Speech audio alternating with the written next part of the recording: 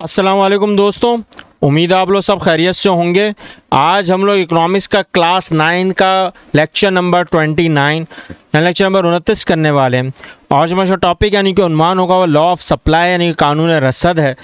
Last topic में हमने इसकी बताऊं बेटा डेफिनेशन और स्टॉक के मुतालिक हमने थोड़ा बहुत डिस्कस किया था, क्योंकि ये रिगार्ड करता है पूरा ज़्यादा से ज़्यादा लॉ ऑफ डिमांड के साथ, क्योंकि आपके बहुत ज़्यादा ये दोनों इंपॉर्टेंट टॉपिक्स होते हैं, डिमांड एंड सप्लाई। क्योंकि हमने पहले डिमांड को पूरा डिस्कस किया अपने प्रीवियस लेक्चर्स में, फिर हमने अभी आगाज़ किया है सप्लाई का। तो आज हम लोग जो हम डिस्कस करेंगे वो लॉ ऑफ सप्लाई है, कानून रसद, और ये बड़ा इंटरेस्टिंग टॉपिक है। तो मेरी आपसे गुजारिश है कि आप लोग इसको ज़रूर शुरू से आखिर तक इसको देखें, और अगर आपको कोई चीज़ समझना है तो मेरे साथ ज़रूर शेयर करें। ठीक है बेटा, तो हम इस टॉपिक का हम आगाज़ करते हैं। ठीक है,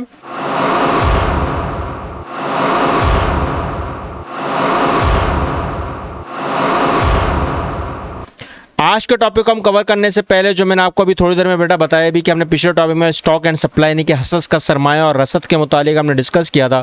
ये बड़ा इंटरेस्टिंग टॉपिक था, क्योंकि हमें पता चला था कि सप्लाई और स्टॉक असल में क्या हैं और इनके क्या मायने हैं। अगर आपने इस लेक्चर को नहीं देखा है तो इस लेक्चर को देखने के बाद अगर आपको कुछ चीज़ समझना है तो मेरा ज़रूर शेयर करें बेटा मेरे साथ। इस लेक्चर का लिंक मैं करंट लेक्चर के लास्ट में ज़रूर रख दूँगा। ठीक है, आपके बोर्ड लेवल के हिसाब से बेटा या आपके जो एग्ज़ाम पॉइंट ऑफ व्यू के हिसाब से आपके पास जो सवाल आता है, आपके पास लॉन्ग में भी आ सकता है कि लॉ ऑफ सप्लाई को आप एक्सप्लेन करें, यानी कि कानून रसद को आप बयान करें, वजाहत करें, या फिर आपसे शॉर्ट में भी पूछ लिया जा सकता है। ठीक है बेटा, तो अगर हम लोग इसका आगाज़ करें इस टॉपिक का बेटा लॉ ऑफ सप्लाई का यानी कि कानून रसद का, तो उसमें अगर हम तारुफ में देखें यानी कि इंट्रोडक्शन में देखें तो लॉ ऑफ सप्लाई जो बिल्कुल अपोजिट है, यानी कि बरअक्स है बिल्कुल किसके, लॉ ऑफ डिमांड के।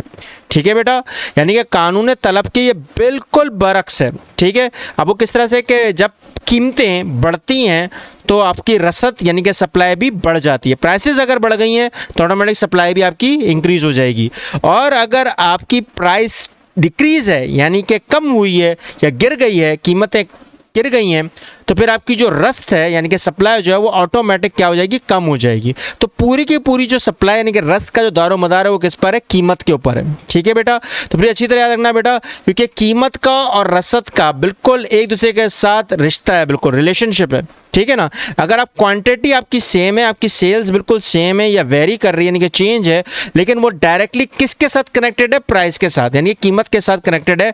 अगर प्राइस हाई हो गई तो सप्लाई इंक्रीज हो गई, प्राइस कम हो गई, फॉल हो गई, डिक्रीज हो गई, तो ऑटोमेटिक आपकी कीमतें अगर डिक्रीज हो गई हैं, कम हो गई हैं, तो ऑटोमेटिक आपकी क्या कम हो गई है, रसद यानी कि सप्लाई भी कम हो गई है। ठीक है बेटा, तो अगर इसमें अगर देखा जाए लॉ ऑफ सप्लाई जो आपके सामने आपके पास कर्व भी आए हुए हैं बेटा, ये आपके पास जो डायग्राम आपको स्क्रीन पर दिख रही है लॉ ऑफ सप्लाई की, देखो ना ये उल्टी है। इसका मतलब ये है कि अगर आपको प्राइस 20 है तो 100 मिलेगी, 40 है तो 20 मिलेंगी। इसी तरह अगर आप देखो तो अगर आपके पास 1 रुपया है यानी कि 1 है तो आपको 20 मिलेंगी, 2 रुपये तो 40। ये यानी कि कहने का मकसद ये कि बिल्कुल इसका क्या अपोजिट है।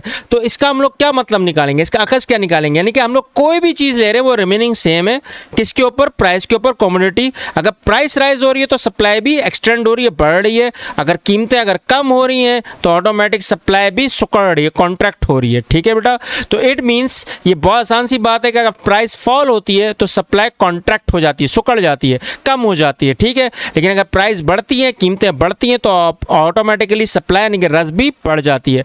अगर हम इसके शेड्यूल को या एक्यूरेसी को हम देखें तो एक जगह से दूसरी जगह अगर कमोडिटी का फॉल होता है मंडी के ऊपर, अगर आपके पास, नोट करो बेटा, मैंने आपको एक चीज़ बताई भी थी कि अगर सप्लाई ज़्यादा भी हो और अगर फर्ज कर लो आपकी कीमतें बढ़ी हुई हो, सप्लाई की एक चीज़ की डिमांड ज़्यादा हो, दूसरी चीज़ की डिमांड अगर कम हो, तो ऑटोमेटिक फॉल हो जाती हैं प्राइस भी। आप कैसे कि अगर आपने नोट करा होगा कि एक मिसाल दे रहा हूँ मैं आपको बेटा, कि अगर दही का कोई सब्स्टिट्यूट नहीं है, दूध का सब्स्टिट्यूट अब मार्केट में मौजूद है, वो डब्बे वाला दूध है, तो हमने अगर नोट करा होगा कि कहीं ना कहीं हम लोग इन चीज़ों को नोट करते हैं, सब्स्टिट्यूट को भी, इनकम को भी।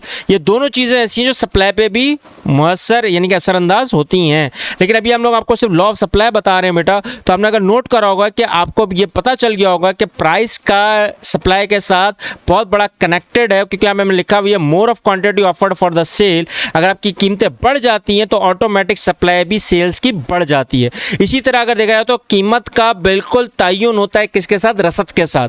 प्लीज़ अच्छी तरह याद रखिएगा बेटा इन बातों को, क्योंकि आपको ये चीज़ का समझाने का मकसद ही यही है कि सप्लाई और डिमांड का बड़ा एक दूसरे का बोलते ना कांटे और सबका जोर चलता है। क्योंकि अगर आपने देखा हो कि यहाँ पर अगर कहीं पे भी तलब है, सप्लाई नहीं है, रस्त नहीं है, और अगर रसद है यानी कि रस्त है, सप्लाई है, डिमांड नहीं है, तलब नहीं है, तो इसमें भी बड़ा फ़र्क आता है। अब वो कैसे आता है, किस तरह आता है, वो हम लोग आगे चल के नए टॉपिक्स में हम डिस्कस करेंगे। लेकिन अभी हम लोग सप्लाई के ऊपर हैं, तो आपको सप्लाई के रिगार्डिंग आज के अगर टॉपिक में लॉ ऑफ सप्लाई के हिसाब से, कानून रसद के हिसाब से अगर आपको कोई चीज़ समझ ना आई तो मेरे साथ ज़रूर शेयर करें, कॉमेंट करें। और आपको इसके रिगार्डिंग अगर रिसर्च हो यानी कि सर्वे हो या आपने अपना कुछ रिसर्च की हुई हो तो भी मेरे साथ ज़रूर शेयर करें, कॉमेंट करें। इस चैनल को सब्सक्राइब करके उन बच्चों, उन लोगों तक पहुँचाएं जो लाइल्म है। मिलते हैं नेक्स्ट लेक्चर में। अल्लाह हाफिज़।